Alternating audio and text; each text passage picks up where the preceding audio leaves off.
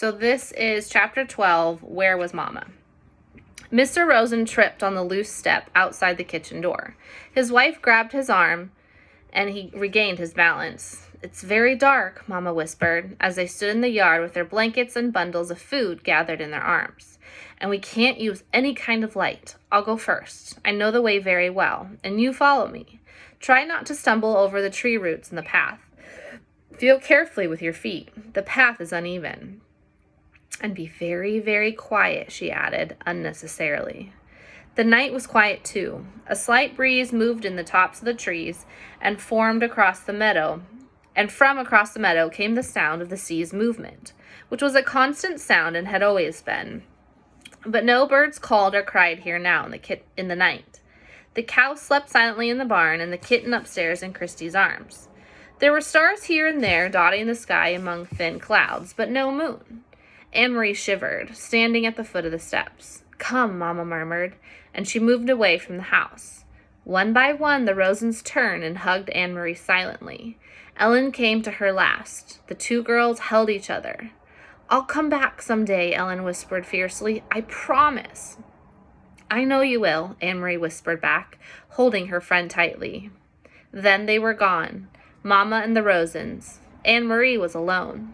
She went into the house, crying suddenly, and closed the door against the night. The lid of the casket was closed again. Now the room was empty. There was no sign of the people who had sat there for hours. Anne-Marie wiped her eyes with the back of her hand. She opened the dark curtains in the windows. She curled once more in the rocker, trying to relax. She traced the route in her mind. She knew the old path, too. Not as well as her mother, who had followed it almost every day of her childhood, with her dog scampering behind. But Anne-Marie had often walked to town and back that way, and she remembered the turns and the twisting trees whose gnarled roots pushed the earth now, and then into knotted clumps, and the thick bushes that often flowered in early summer. She walked with them in her mind, feeling the way through the darkness. It would take them, she thought, half an hour to reach the place where Uncle Henrik was waiting with his boat. Mama would leave them there, pausing a minute, no more, for a final hug, and then she would turn and come home. It would be faster for Mama alone, with no need to wait as the Rosens, unfamiliar with the path, slowly felt their way. Mama would hurry, sure-footed now, back to her children. The clock in the hall struck once. It was 2:30 in the morning. Her mother would be home in an hour, Anne-Marie decided. She rocked gently back and forth in the old chair. Mama would be home by 3:30. She thought of Papa back in Copenhagen alone. He would be awake too. He would be wishing he could have come, but knowing that he must come and go as always, to the corner store for the newspaper, to his office when morning came. Now he would be afraid for them, and watching the clock, waiting for word that the Rosens were safe. That Mama and the girls were here at the farm, starting a new day with the sun shining through the kitchen window and cream on their oatmeal. It was harder for the ones who were waiting, Anne-Marie knew. Less danger, perhaps, but more fear. She yawned and her head nodded. She fell asleep, and it was a sleep as thin as the night clouds, dotted with dreams that came and went like the stars. Light woke her, but it was not really morning, not yet. It was only the hint of a slightly lightened sky, a pale gleam at the edge of the meadow, a sign that far away somewhere to the east where Sweden still slept, morning would be coming soon. Dawn would creep across the Swedish farmland and coast. Then it would wash little Denmark with light and move across the North Sea to wake Norway. Anne-Marie blinked in confusion, sitting up, remembering after a moment where she was and why. But it was not right. The pale light in the horizon, it should be dark still. It should still be night. She stood stiffly, stretching her legs, and went to the hall to look at the old clock. It was past 4 o'clock. Where was Mama? Perhaps she had come home not wanting to wake Anne-Marie and had gone to bed herself. Surely that was it. Mama must have been exhausted. She had been up all night and had made the dangerous journey to the boat and returned through the dark woods, wanting only to sleep. Quickly, Anne-Marie went to the narrow staircase. The door to the bedroom where she had slept with Ellen was open. The 2 small beds were neatly made, covered with old quilts and empty. Beside it, Uncle Henrik's door was open too, and his bed too was unused and empty. Despite her worry, Anne-Marie smiled slightly when she saw some of Henrik's clothes crumpled in a chair and a pair of shoes caked with dirt lying on the floor. The door to the other bedroom, the one Christy and Mama were sharing, was closed. Quietly, not wanting to wake them, Anne-Marie pushed it open. The kitten's ears moved, standing up straight. Its eyes opened wide, and it raised its head and yawned. It pried itself out of Christy's arms, stretched, and then jumped lightly to the floor and came to Anne-Marie. It rubbed itself against her leg and purred. Christy sighed and turned in her sleep. One arm, free now of the kitten's warmth and comfort, flung itself across the pillow. There was no one else on the other side of the bed.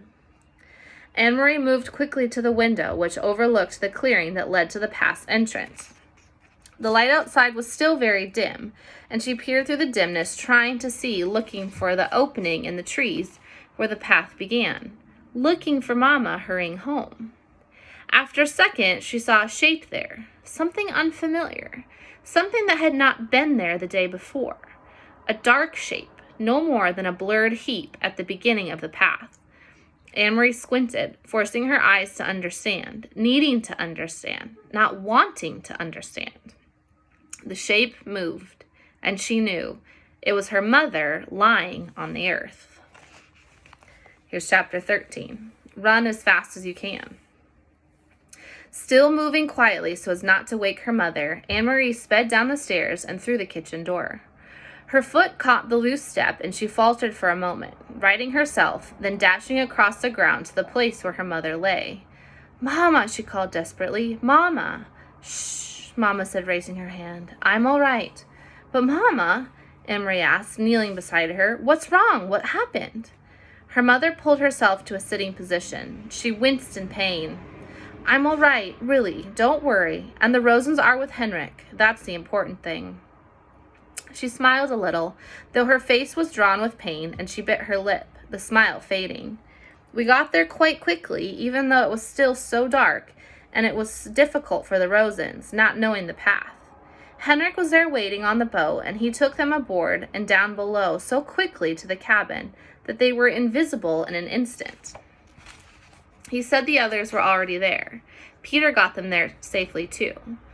So I turned and hurried home. I was so anxious to get back to you girls. I should have been more careful." Talking softly, she brushed some grass and dirt from her hands. "Can you believe it? I was very nearly there, well, maybe just halfway, when I tripped over a root and went sprawling." Mama sighed. "So clumsy," she said, as if she were scolding herself. "I'm afraid my ankle is broken, Anne-Marie. Thank goodness it's nothing worse. An ankle mends. And I'm home, and the Rosens are with Henrik." "You should have seen me, Anne-Marie," she said, shaking her head. "Your proper Mama, crawling inch by inch." She reached for Anne-Marie's arm.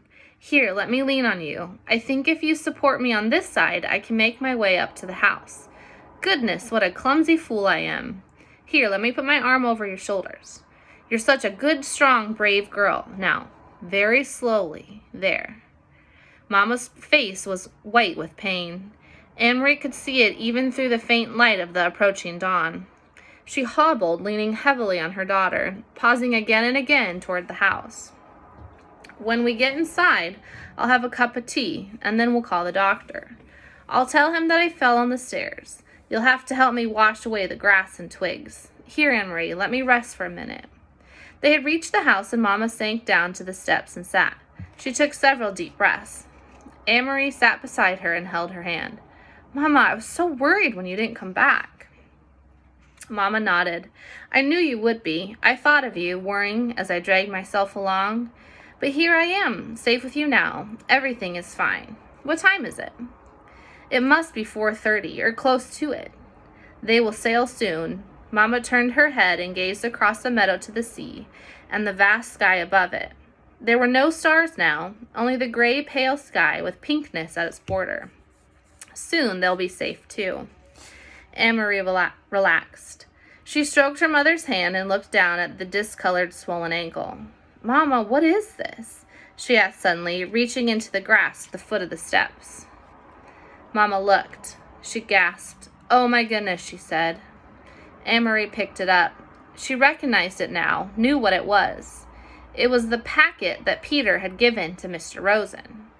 Mr. Rosen tripped on the step, remember? It must have fallen from his pocket. We'll have to save it and give it back to Peter. Anne-Marie handed it to her mother. Do you know what it is? Her mother didn't answer. Her face was stricken. She looked down at the path and down at her ankle.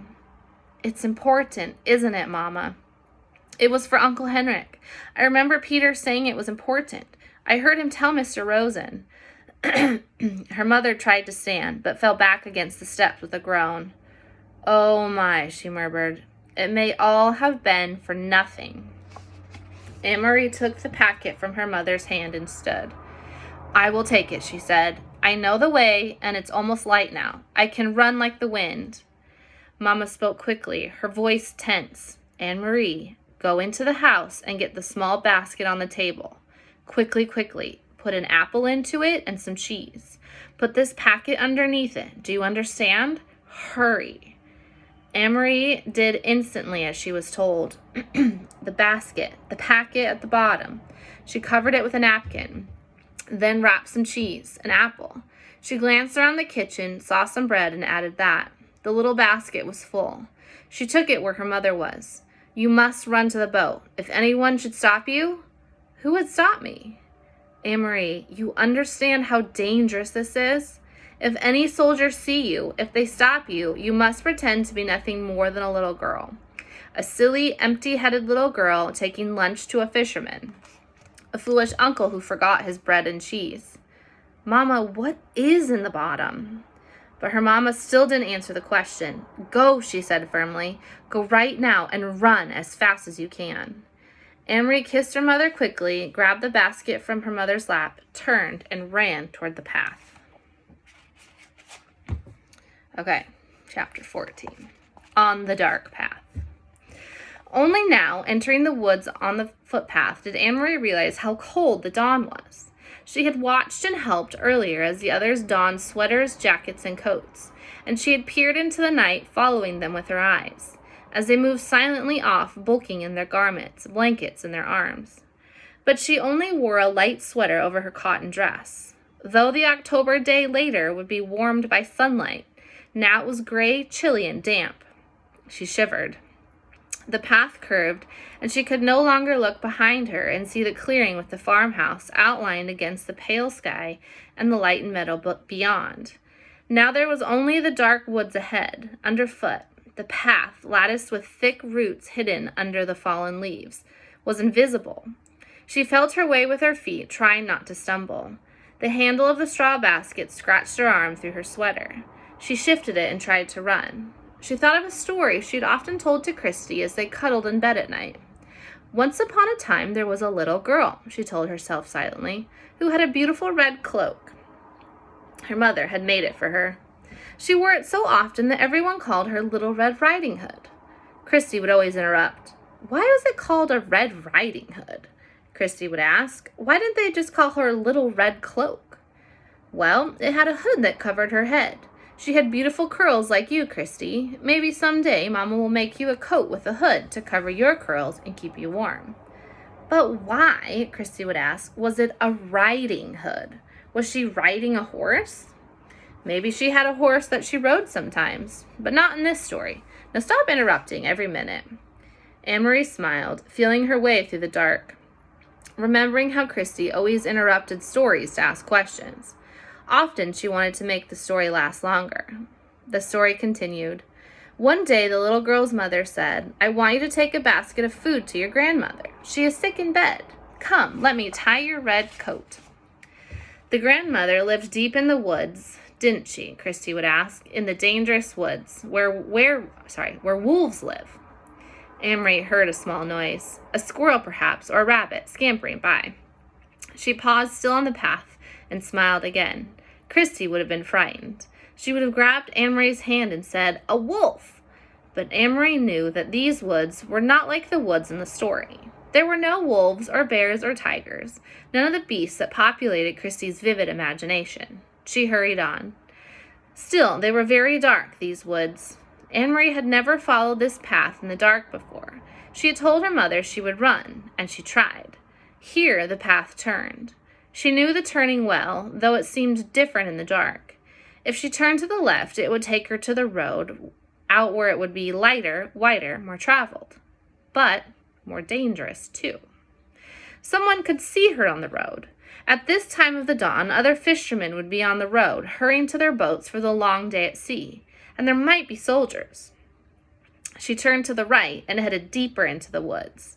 It was why Mama and Peter had needed to guide those who were strangers here, the Rosens and the others. A wrong turn would have taken them into danger. So Little Red Riding Hood carried the basket of food and hurried along through the woods. It was a lovely morning and the birds were singing. Little Red Riding Hood sang too, as she walked. Sometimes she changed that part of the story, telling it to Christy. Sometimes it was raining or even snowing in the woods. Sometimes it was evening with long, frightening shadows so that Christy, listening, would snuggle closer and wrap her arms around Anne-Marie. But now, telling it to herself, she wanted sunlight and the birdsong. Here the path widened and flattened. It was a place where the woods opened on one side and the path curved beside a meadow at the edge of the sea. Here she could run, and she did. Here in daylight, there would be cows in the meadow, and on summer afternoons, Anne-Marie would always stop by the fence and hold out handfuls of grass, which the curious cows would take with their rough tongues. Here her mother had told her, Mama would always stop too as a child walking to school. Her dog, Trofast, would wriggle under the fence and run about in the meadow, barking excitedly, trying to chase the cows who always ignored her. The meadow was empty now and colorless in the half-light. She could hear the churning sea beyond and see the wash of daylight in the east over Sweden. She ran as fast as she could, searching with her eyes for the place ahead where the path would re-enter the woods in its final segment, which led to town. Here, the bushes were overgrown and it was difficult to see the path here, but she found the entrance beside the high blueberry bushes. How often she had stopped here in late summer to pick a handful of the sweet berries. Her hands and mouth would be blue afterwards. Mama always laughed when she came home. Now it was dark again, as the trees and bushes closed around her, and she had to run more slowly, though she still tried to run. Anne-Marie thought of Mama, her ankle so swollen and her face so pained. She hoped Mama had called the doctor by now. The local doctor was an old man with kind eyes. He had come to the farmhouse several times during the summers of the past, his battered car noisy on the dirt road. He had come once when Christy, a tiny baby then, had been sick and wailing with an earache. And he had come when Lise had spilled hot grease cooking breakfast and burned her hand. Anne-Marie turned again as the path divided once more. The left fork would take her directly to the village. It was the way they had come from the train, the way Mama had walked to school as a girl. But Anne-Marie turned to the right, heading now toward the harbor side, where the fishing boats lay at anchor. She'd often come this way before, too, sometimes at the end of the afternoon, to pick out the Ingeborg, Uncle Henrik's boat, from the many returning, and to watch him and his helpers unload the day's catch of slippery, shimmering herring still flopping in the containers. Even now, with the boats in the harbor ahead, empty of fish, preparing to leave for the day's fishing, she could smell the oily, salty scent of herring, which always remained in the air here. It wasn't far now, and it was getting lighter. She ran almost as fast as she had run at school in the Friday foot races, almost as fast as she had run down the Copenhagen sidewalk on the day that the soldier had stopped her. Anne-Marie continued the story in her head.